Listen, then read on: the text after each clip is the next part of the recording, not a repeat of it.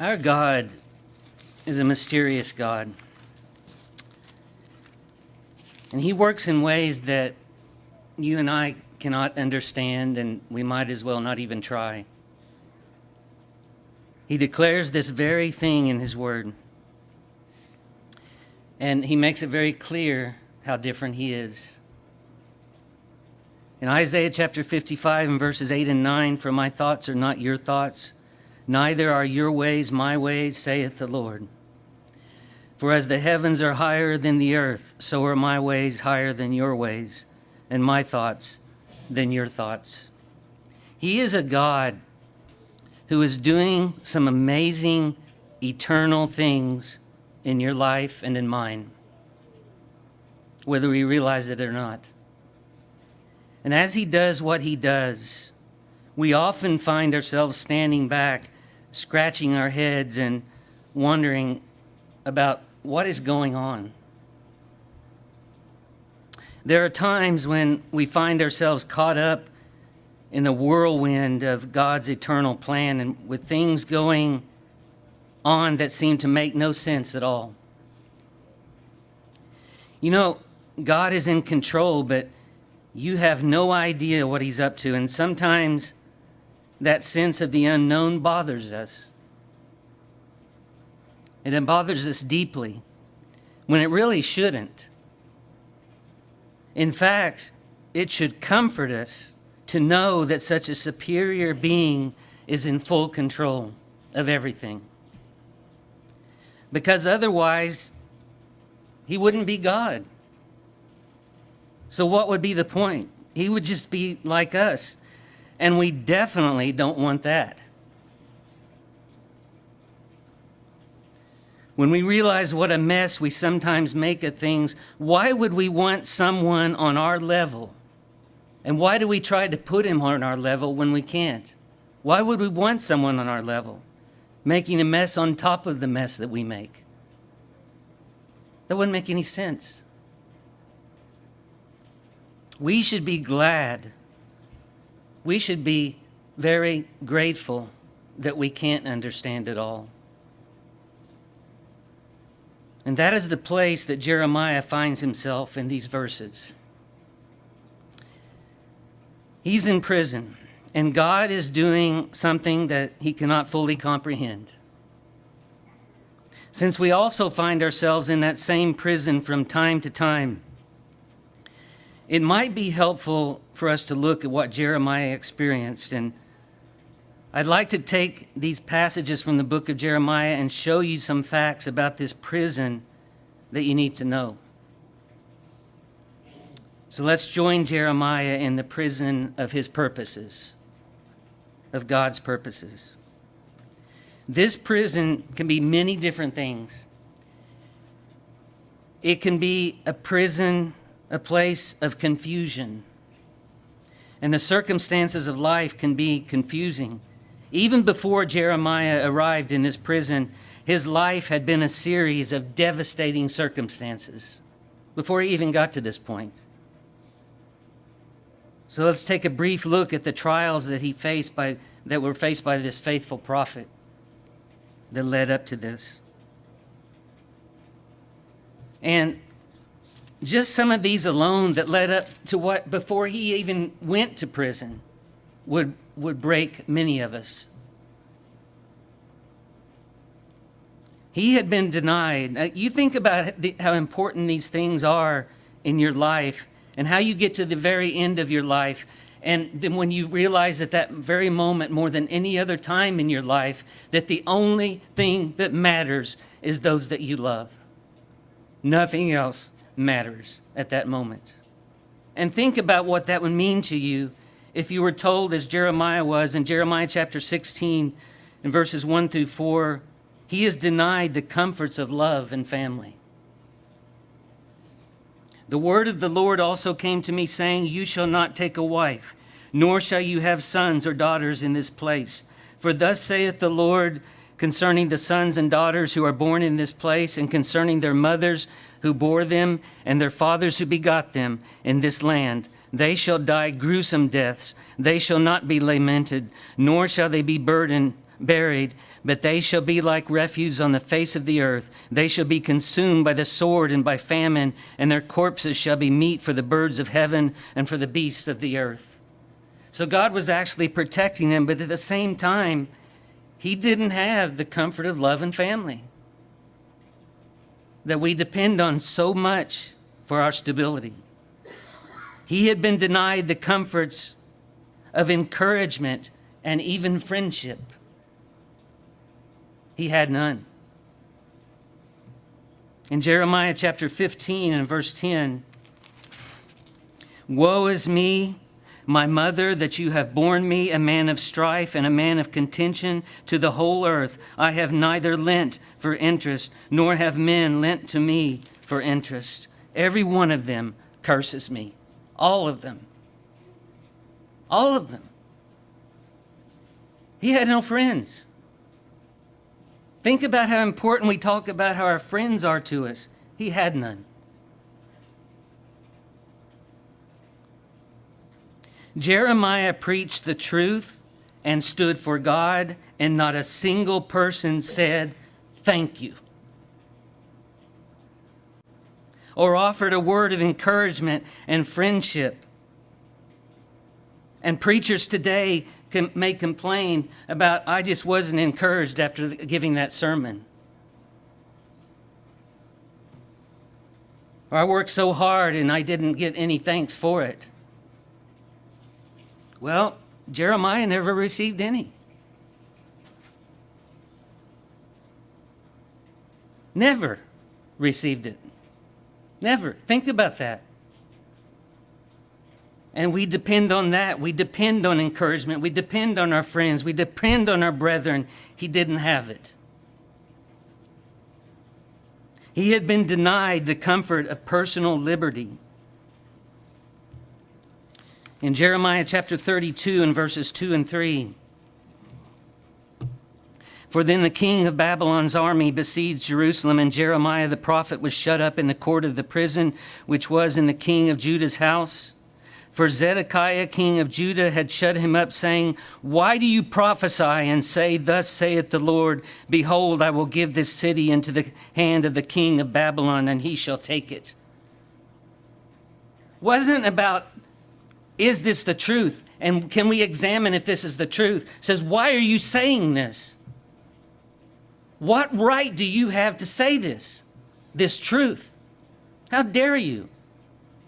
And if you think about that, it really doesn't make any sense. The truth is the truth, whether Jeremiah said it or not. But he was put in prison for it. Did that change the truth? What difference did it make? There can be little doubt that these circumstances of life caused Jeremiah much confusion and turmoil of spirit. Don't think that he was with no feeling and no heart and no hurt and like a rock, because I'm sure he wasn't. He was a human being. He had been faithful to the Lord in spite of everything that had come against him. And still he suffered greatly. In fact, there is no record that Jeremiah, in 50 years of preaching, ever converted a single soul.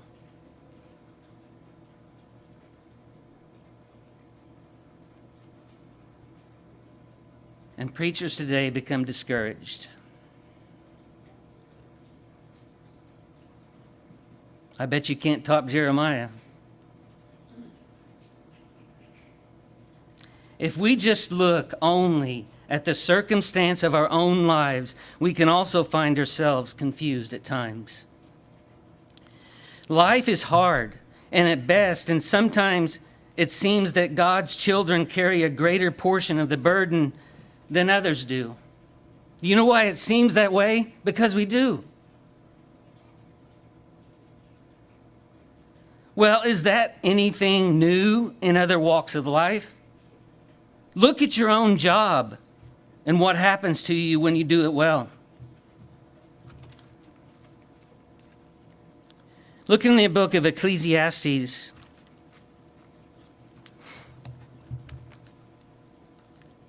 Ecclesiastes chapter 2 and verses 20 through 23.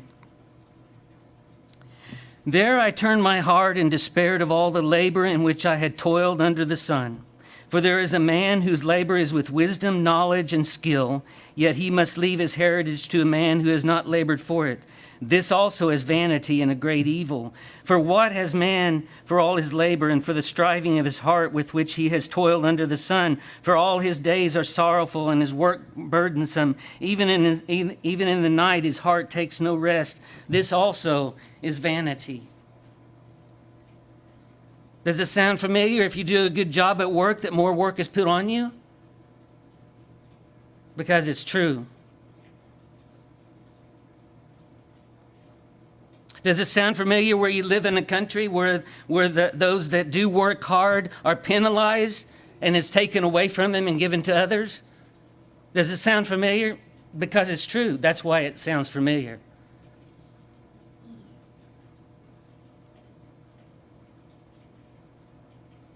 Look at Job. And we all know the story of Job and how he suffered. And God's own testimony is that Job was a godly, faithful servant, yet look how he suffered.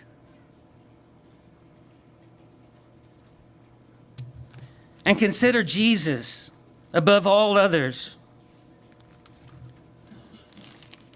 And even Job did not suffer as much as Jesus. No one has ever been more righteous, yet he suffered more than anyone in the history of mankind. In Hebrews chapter 12 and in verses 3 and 4,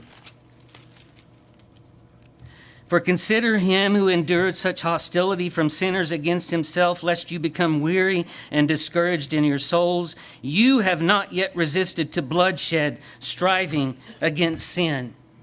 We say that we resist sin. We say that we are tempted. We say that it's a constant battle. Have you ever resisted to shedding your blood because of it?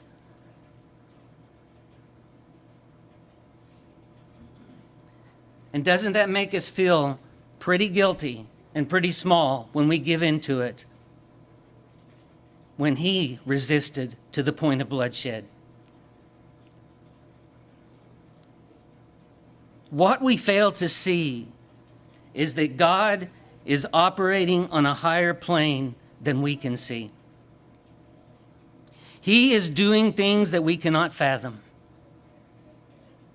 He is moving in ways that we cannot comprehend. And I would dare say, even if we knew and even if we could understand, we would go insane. Because it would only last a split second of being able to stand it. We cannot handle it. Imagine if you knew the past and the present and the future. We can't handle that. And even if we knew, we wouldn't know what to do with it. But he does. God has used the tragedies of Job. Look at what Job went through. But this wasn't just about Job. It's about you and about me. And about the history and throughout the ages of mankind. Look how God has used the tragedies of Job to comfort millions for thousands of years and counting. Job had no idea what God was doing. Jeremiah's troubles were used to teach an entire nation about the judgment and faithfulness of God. Jeremiah didn't grasp it all either, but our grasping and understanding is not God's priority. It's just not. We are instruments for him to use, and he has the right to do that. Us understanding is not his concern, unless he wants us to understand it. And then we have God's word that gives us that. We will fill that gap with faith, our faith. The end. There's nothing more complicated than that. There's no trying to figure it out. That we will fill those gaps with our faith. And that's what he expects us to do. Nowhere does the Bible say that living for God is fair. Now, I read one person that was going over these comments as I was studying this, and he kept saying that God isn't fair. Yes, he is. I don't think he meant it that way when he was saying it, but he was saying it wrong. God is fair. It's living for God that's not fair. But God himself is perfect. He's just, and he will always do what's right. Always. Genesis chapter 18 and verse 25, shall not the judge of all the earth do right?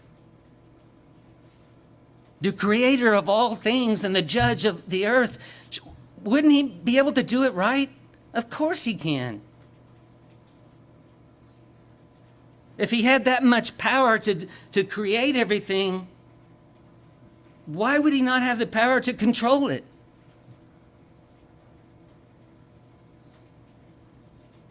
You will never completely understand him, but you can always trust him.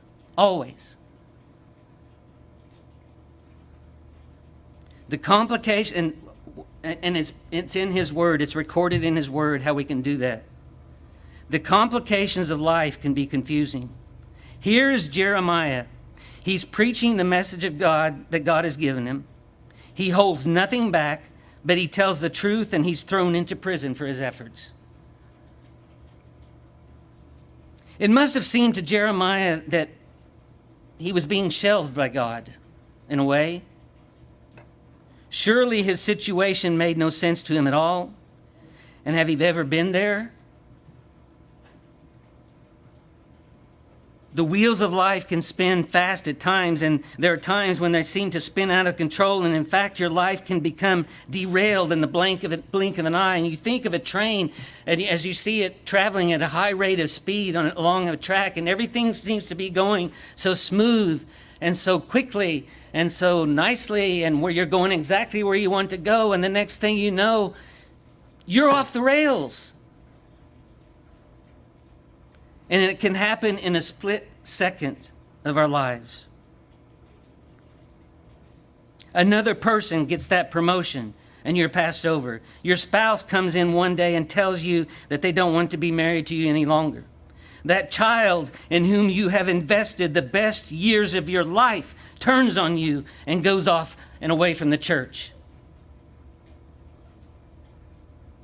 Your congregation comes to a grinding halt, and others seem to be moving forward while you stagnate.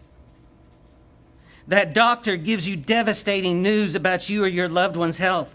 The complications of life are many, and they arrive without warning, and we suddenly can go off the rails. They're devastating in their impact. Let's not pretend that they're not, just because we believe in God. And they leave us wondering, if not out loud, at least in our hearts. And maybe we don't want to admit it because we feel like that would make us look bad. But maybe questioning in our hearts just for a moment, where is God and what is he doing to me?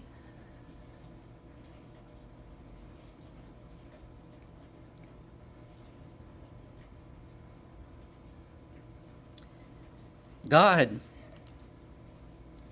is right where he has always been,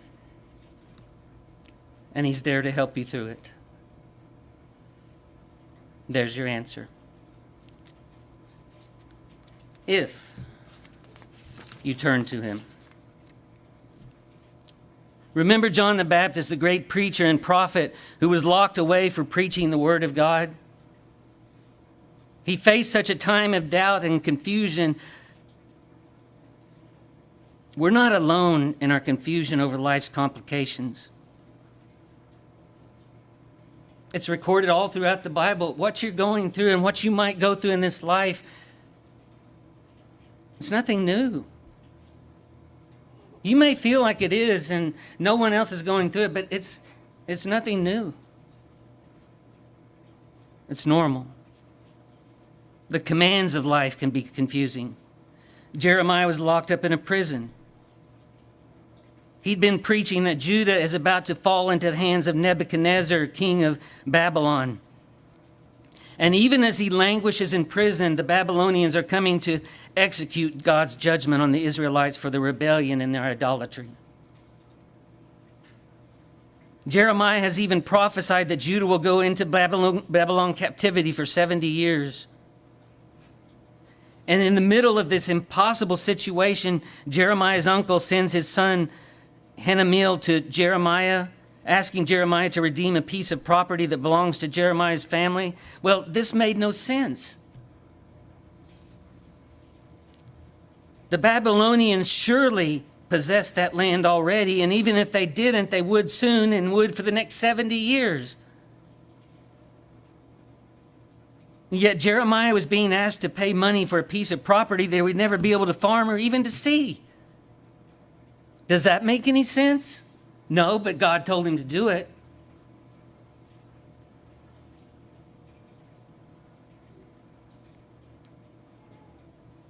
And he had a reason for telling him. Sometimes the commands of life can be confusing also and seem to make no sense. He may call you into a new ministry in a place that seems to make no sense, to work with a church that seems to make no sense.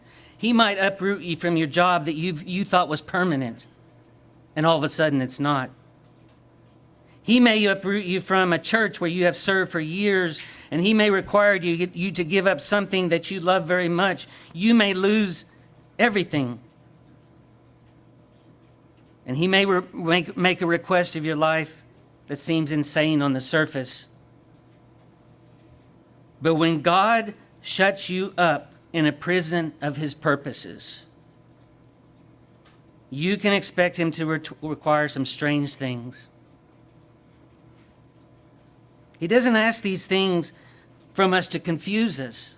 He doesn't make us go through anything or allow us to go through anything because he hates us or that he's turning it against us. In fact,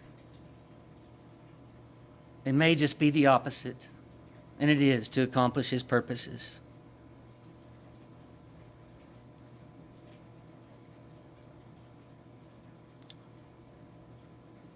This prison can be a place of commitment.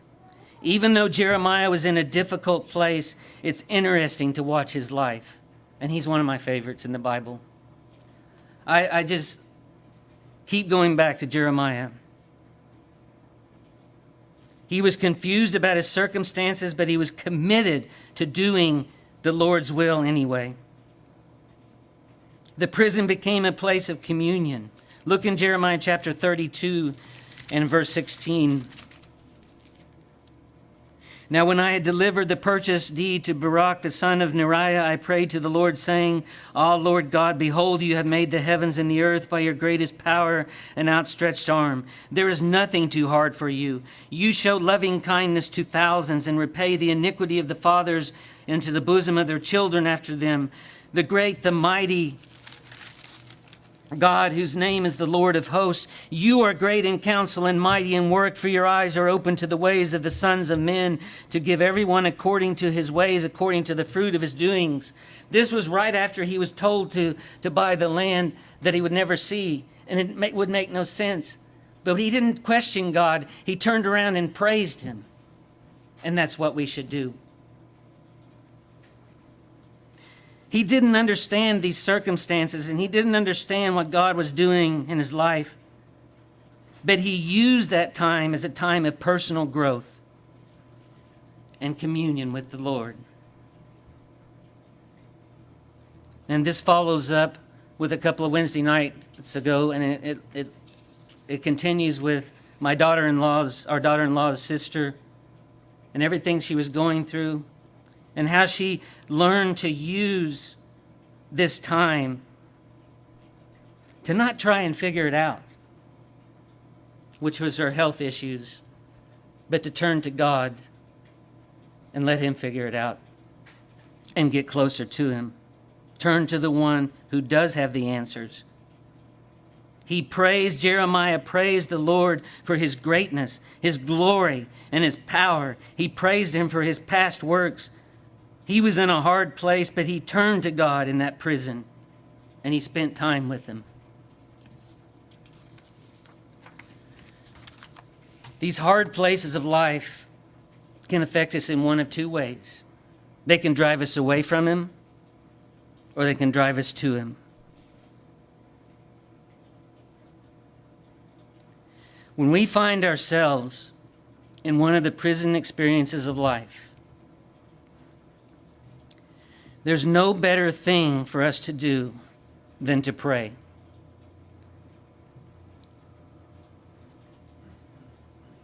Nothing.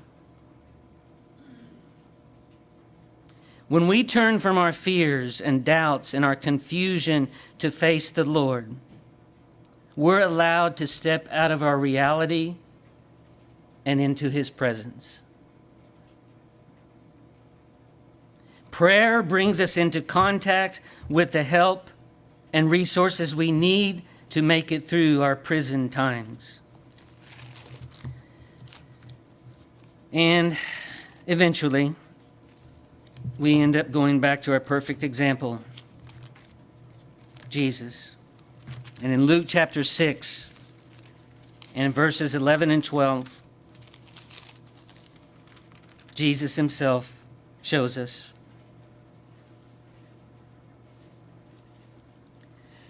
But they were filled with rage and discussed with one another what they might do to Jesus. Now it came to pass in those days that he went out to the mountain to pray and continued all night in prayer to God. Have you ever prayed all night?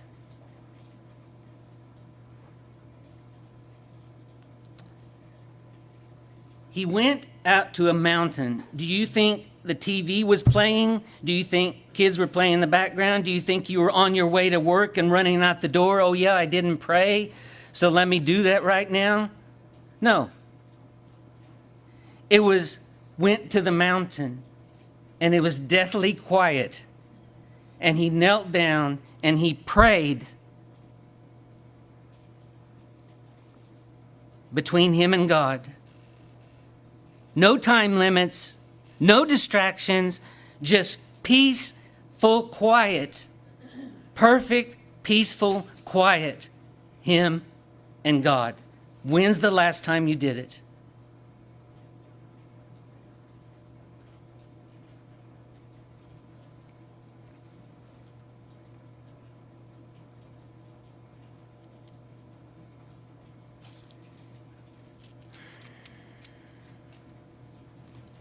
We must pray.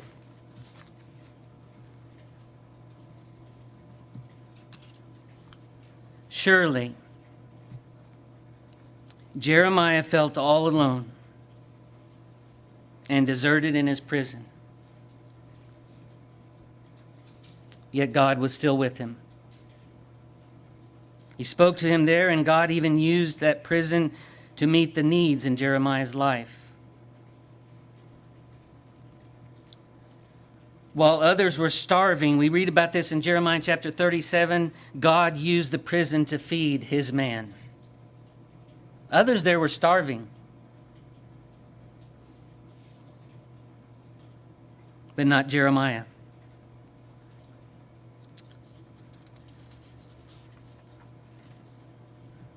As we journey through this life,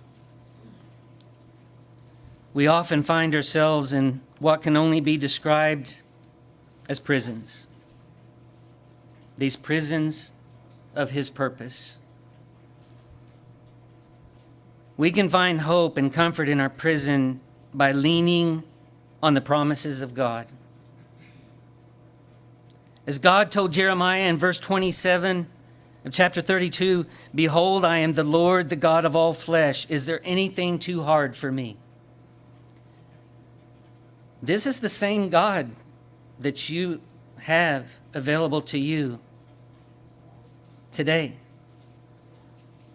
This is the same God that says the same thing to us. Behold, I am the Lord, the God of all flesh, is there anything too hard for me? The answer is no. No matter what kind of situation we're facing in life, we can rest in the promise that God can handle it. Nothing is too hard for him. We can't handle it, but he can. And that's where we focus our attention.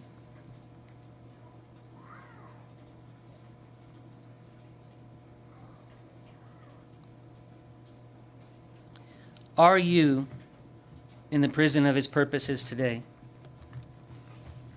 Maybe not. Maybe not this very moment. Maybe you're not in prison right now. But maybe you've been there before, and maybe you learned from it, and maybe you learned the hard way. But if not, and there's ever a time that you go into that prison, remember, he's there for you, and he loves you as much as he dared Jeremiah.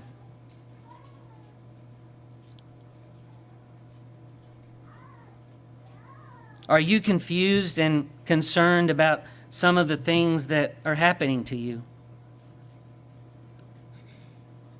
Do you find yourself doubting him more than you find yourself trusting him?